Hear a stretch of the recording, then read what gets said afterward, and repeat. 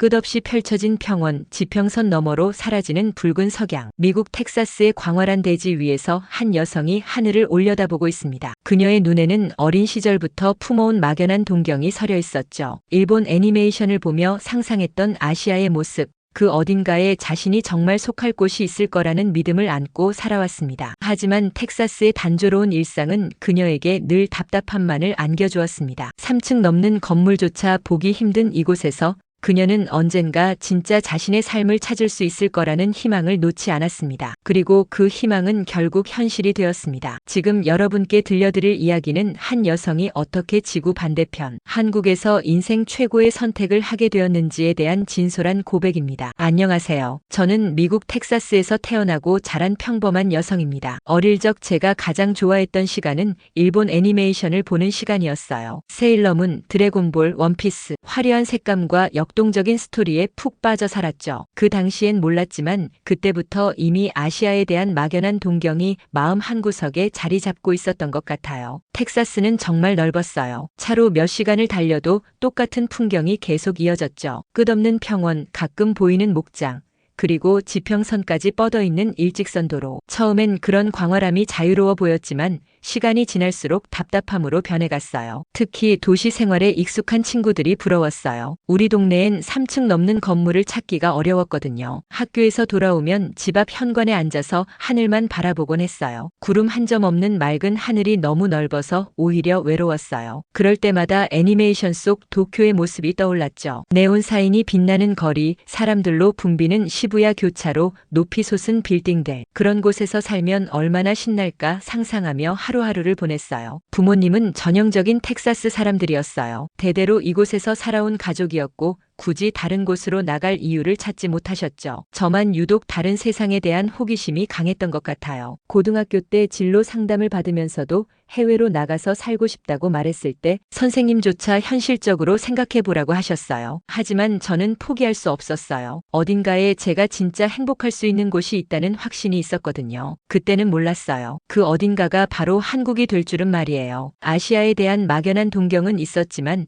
일본 외에 다른 나라는 잘 몰랐으니까요. 하지만 운명이라는 게 참 신기한 것 같아요. 제가 찾고 있던 바로 그곳이 제가 상상조차 못했던 한국이었다는 걸 알게 되기까지는 그리 오래 걸리지 않았어요. 고등학교 2학년 때였어요. 새 학기가 시작되면서 옆자리에 앉게 된 친구 에밀리가 제 인생을 바꿔놓았죠. 에밀리는 저와 달리 아시아 문화에 정말 빠져있는 친구였어요. 그런데 신기한 건 일본이 아니라 한국에 푹 빠져있다는 거였어요. 처음엔 이해가 안 됐어요. 한국? 그게 어디야? 솔직히 말하면 그때까지 한국에 대해서는 거의 아무것도 몰랐거든요. 북한은 뉴스에서 가끔 봤지만 남한에 대해서는 정말 무지했어요. 그런 제게 에밀리가 BTS 뮤직비디오를 보여줬을 때 충격이었어요. 일본 애니메이션과는 완전히 다른 매력이 있었거든요. 이게 한국 음악이야? 진짜? 처음 들은 다이너마이트는 정말 신선했어요. 영어로 부르는 노래인데도 뭔가 다른 감성이 느껴졌어요. 그 후로 에밀리가 하나씩 보여주는 한국 문화에 점점 빠져들었죠. 블랙핑크, 트와이스, 스트레이 키즈, K-POP의 세계는 제가 지금까지 경험한 어떤 음악보다도 에너지가 넘쳤어요. 그리고 K-드라마, 에밀리가 강력 추천한 사랑의 불시착을 보고 완전히 넘어갔어요. 한국의 풍경, 사람들의 정서, 음식, 패션, 모든 게 새로웠어요. 일본 애니메이션에서 느꼈던 그 동경과는 또 다른 감정이었죠. 더 현실적이고 더 따뜻했어요. 사람들의 관계도 진짜 가족같이 끈끈해 보였고요. 한국어 공부도 시작했어요. 에밀리와 함께 한글을 배우면서 신기한 걸 발견했어요. 한글이 알파벳과 완전히 다른 체계인데도 생각보다 논리적이고 아름답다는 거였어요. 안녕하세요. 감사합니다. 사랑해요. 하나씩 배울 때마다 한국이 더 가까워지는 느낌이었어요. 점심시간마다 에밀리와 한국 이야기를 하는 게 일상이 됐어요. 한국의 사계절, 한식, 찜질방, 치킨과 맥주. 들으면 들을수록 제가 상상해온 이상적인 삶과 너무 비슷했어요. 안전한 거리에서 밤늦게까지 돌아다닐 수 있고 맛있는 음식을 저렴하게 먹을 수 있고 사람들이 서로를 배려하는 문화. 그때부터였어요. 일본 대신 한국에 대한 꿈을 꾸기 시작한 게 텍사스의 평원을 보면서도 이제는 서울의 스카이라인을 상상했어요. 한강에서 치킨을 먹는 모습, 명동 거리를 걷는 모습, 한국 친구들과 노래방에서 노는 모습, 모든 게 꿈만 같았지만 언젠가는 꼭 이루고 싶은 꿈이 됐어요. 2020년 3월 코로나 팬데믹이 시작됐을 때 제 인생도 완전히 바뀌었어요. 미국 전체가 혼란에 빠졌죠. 마스크 착용을 두고 사람들이 싸우고 백신에 대한 음모론이 퍼지고 정치적으로도 너무 분열되었어요. 텍사스도 예외는 아니었어요. 가족들끼리도 의견이 갈라져서 집안 분위기가 너무 험악했죠. 그런데 그 시기에 한국을 보면서 정말 놀랐어요. 뉴스를 통해 본 한국의 코로나 대응은 정말 체계적이고 질서정연했거든요. 드라이브 스루 검사, K방역, 투명한 정보 공개 같은 상황인데도 이렇게 차이가 날 수 있다는 게 신기했어요. 무엇보다 사람들이 서로를 배려하면서 마스크를 쓰고 사회적 거리두기를 지키는 모습이 인상적이었어요. 그때 결심했어요. 팬데믹이 끝나면 무조건 한국에 가보겠다고. 대학 졸업하자마자 저축한 돈으로 한국 여행을 계획했어요. 처음엔 2주 정도의 관광 여행으로 생각했는데 막상 가보니 완전히 다른 세상이었어요. 2022년 여름 인천공항에 내린 순간부터 충격의 연속이었어요. 공항부터가 너무 깨끗하고 체계적이었어요. 텍사스에서는 상상할 수 없는 모습이었죠. 그리고 서울에 도착해서 본 풍경, 정말 숨이 막힐 정도로 아름다웠어요. 높은 빌딩들, 깔끔한 거리, 질서정연한 교통 시스템, 꿈에서 그리던 도시의 모습 그대로였어요. 첫날 밤 홍대 거리를 걸으면서 깨달았어요. 이곳이 바로 제가 찾던 곳이라는 걸. 밤 11시가 넘었는데도 여자 혼자 걸어 다니는 게 전혀 무섭지 않았어요. 오히려 활기차고 안전했죠. 텍사스에서는 상상도 못할 일이었어요. 한식도 정말 놀라웠어요. 삼겹살, 김치찌개, 떡볶이, 치킨. TV에서만 보던 음식들을 직접 먹어보니 왜 한국 사람들이 한식을 자랑스러워하는지 알겠더라고요. 맛있을 뿐만 아니라 건강한 느낌이었어요. 미국 음식과는 완전히 달랐죠. 2주 여행이 끝날 즈음 저는 이미 결심하고 있었어요. 여기서 살고 싶다고. 텍사스로 돌아가는 비행기 안에서 계속 울었어요. 왜 이렇게 떠나기 싫은지,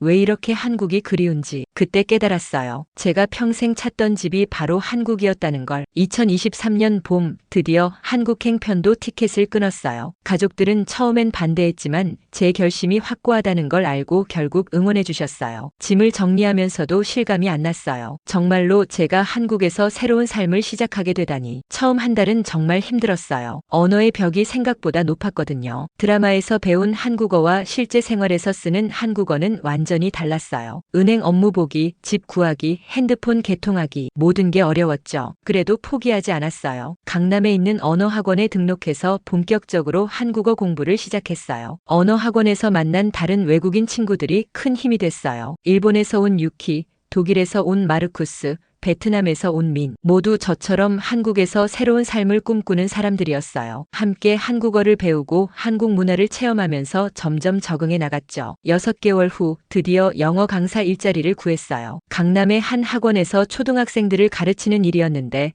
아이들이 정말 사랑스러웠어요. 처음엔 제 한국어 실력이 부족해서 소통이 어려웠지만 아이들이 오히려 제게 한국어를 가르쳐 주더라고요. 선생님, 이거는 이렇게 말해요.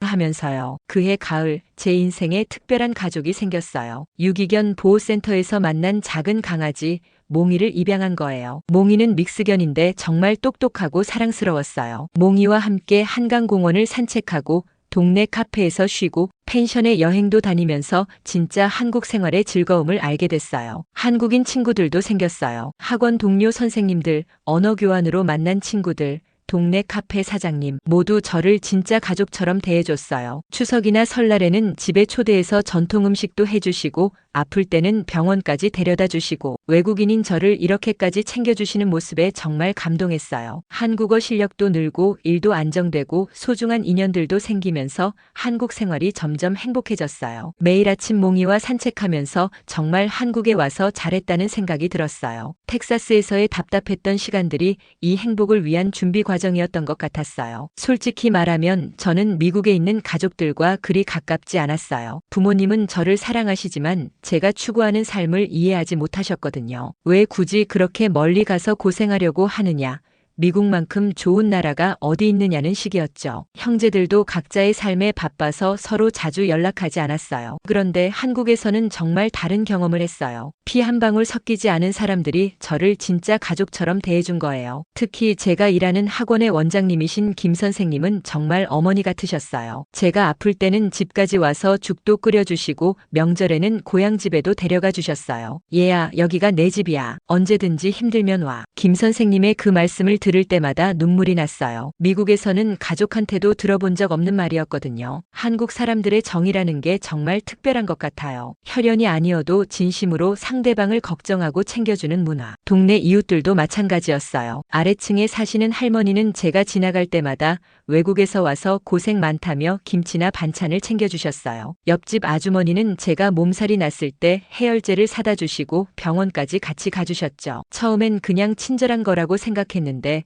시간이 지나면서 진짜 저를 가족처럼 여기신다는 걸 느꼈어요. 친구들과의 관계도 그랬어요. 언어 교환으로 만난 지은이, 수진이, 민호. 이들과 함께 보낸 시간들이 제 인생에서 가장 행복한 순간들이었어요. 같이 여행도 가고 고민도 나누고 서로의 꿈도 응원해주고 미국에서는 경험해보지 못한 진짜 우정이었어요. 특히 지은이는 제게 진짜 언니 같은 존재가 됐어요. 제가 한국 생활에 적응하느라 힘들어할 때마다 곁에서 응원해주고 한국 문화를 하나씩 가르쳐줬어요. 언니, 한국은 이런 거야 하면서 정말 친언니처럼 챙겨줬죠. 미국에 있는 가족들과는 한 달에 한 번 정도 영상통화를 해요. 그런데 한국 친구들과는 거의 매일 만나거나 연락하죠. 누가 진짜 가족인지 알 것 같아요. 피가 섞였다고 해서 자동으로 가족이 되는 게 아니라 서로를 진심으로 아끼고 돌봐주는 사람들이 진짜 가족인 것 같아요. 그래서 미국에 대한 향수나 그리움은 별로 없어요. 오히려 한국에서 만난 이 소중한 인연들을 놓고 싶지 않아요. 이들이야말로 제가 평생 함께하고 싶은 진짜 가족이니까요. 한국에서 생활하면서 가장 놀란 건 안전함이었어요. 밤 12시에도 여자 혼자 지하철을 타고 집에 갈 수 있다는 게 정말 신기했어요. 텍사스에서는 상상도 못할 일이죠. 처음엔 조심스러웠는데